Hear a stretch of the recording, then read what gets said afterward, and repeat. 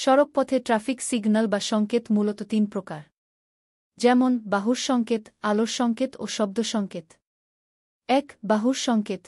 Police কর্মকর্তা, traffic নিয়ন্ত্রণকারী ব্যক্তি, ড্রাইভার এবং যানবাহন স্ট্যান্ডার্ড এজেন্সি অফিসার এবং ট্রাফিক অফিসার ইত্যাদি অনুমোদিত ব্যক্তিদের দ্বারা ব্যবহৃত সংকেতকে বলা হয় বাহুর সংকেত। ২. আলোর সংকেত। ট্রাফিক লাইট সিগন্যাল বা আলোর সংকেত হিসেবে ব্যবহৃত হয় লাল, সবুজ, হলুদ এবং পুনরায় লাল।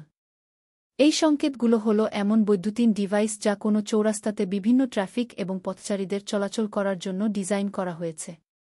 মূল উদ্দেশ্য হল ট্রাফিক নিয়মকানুন মানতে ব্যবহারকারীদের উৎসাহ দেওয়া, সড়কপথের নিরাপত্তা রক্ষায় সতর্ক করা এবং ব্যবহারকারীরা চৌরাস্তা দিয়ে নিরাপদে চলাচল করতে পারে এজন্য প্রয়োজনীয় তথ্য সরবরাহ করা। ৩. শব্দ সংকেত। শব্দ ব্যবহার করা হয়। যদি লাল বাতি জ্বলে তাহলে গাড়ি থাকে, হলুদ বাতি জ্বললে গাড়ি অপেক্ষা করে, আর সবুজ বাতি জ্বললে গাড়ি এগিয়ে চলে।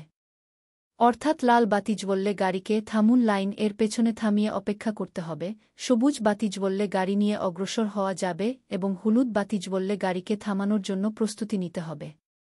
এছাড়াও সড়কে বাধ্যতামূলক, সতর্কতামূলক, তথ্যমূলক এই ৩ ধরনের চিহ্ন রয়েছে।